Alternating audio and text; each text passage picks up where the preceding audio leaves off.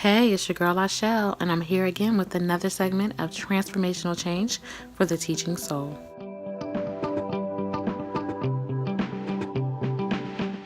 So, I'm here today to talk about a really important message. I'm here for teachers today. So, as a teacher myself, one of the things that I realized is that we get wiped out.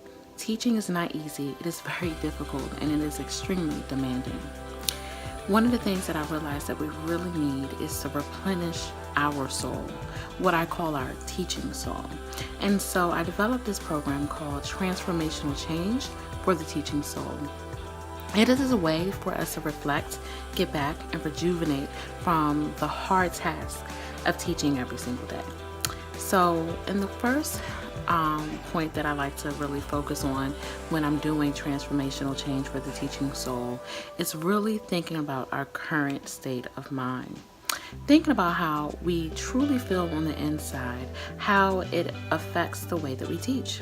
How does it affect the way that we interact with our coworkers and we deal with our administrators and we deal with all the major stakeholders that are so vitally important to the work that we do every day? This is where we need to begin. We need to begin with really thinking about where we are personally, our personal emotions. How are we handling that? Are we simply masking it each day just to come into work?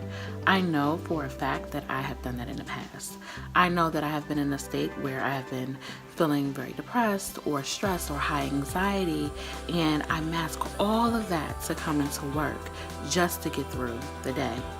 The problem with that I realize is that when I'm not doing that and I'm not connected to myself, there is no way for me to connect to my students. Therefore, they aren't learning from me. Children need to learn from a vulnerable state.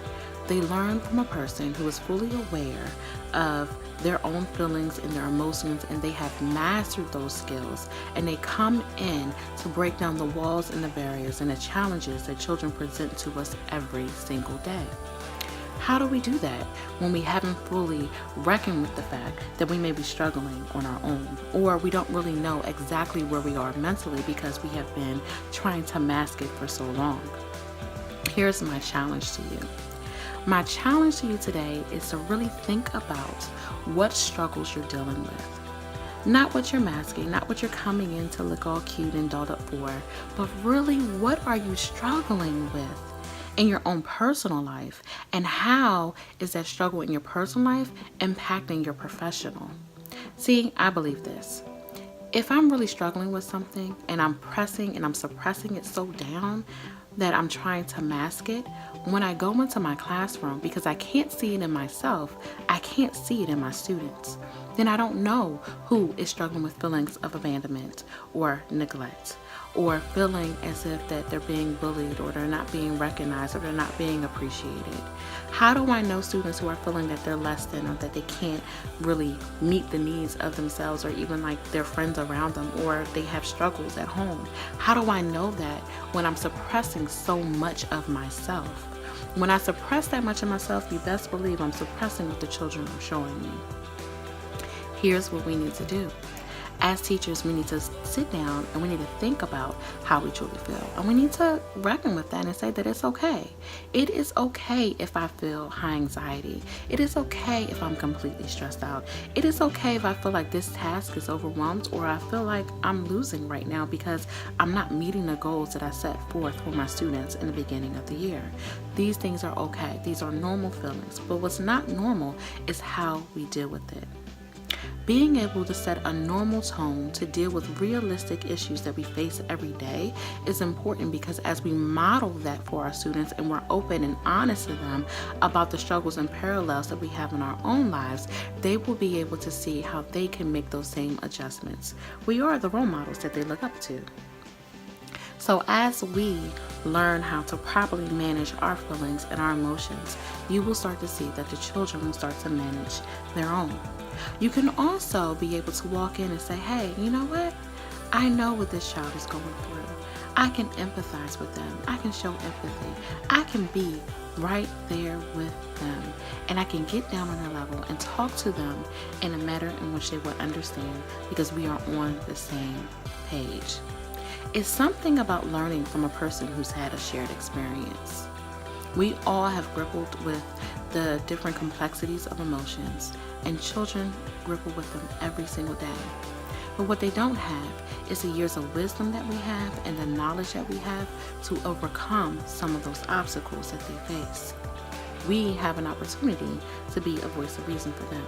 But first, we must reason with ourselves. We must look back and think about how we feel, our true feelings, not what we mask every day, not to what we come into work and pretend to feel like every day, but what is genuine and true to our own heart. So here's my challenge for you today. My challenge for you is to take some time to reflect personally on how you really feel and how those feelings impact the way that you teach every day. And once you have come to terms with how you feel, think about different ways or students that may be exhibiting some of those same feelings and emotions and how you can address them in the classroom, within your curriculum, or whatever you teach. So let's bring in a news article that is very similar, bringing in some real world experience of other people who may have experienced similar types of suffering that you have and your students share. And know that this is a common theme amongst the world, and how do great people overcome them. This is your charge today. Your charge is to be true to yourself so you can walk in your classroom and be true to your students and bring true real life experience to them so that we all can overcome. Thank you for watching, and please check out the description box below where you can find out more information about discovering your current state of mind.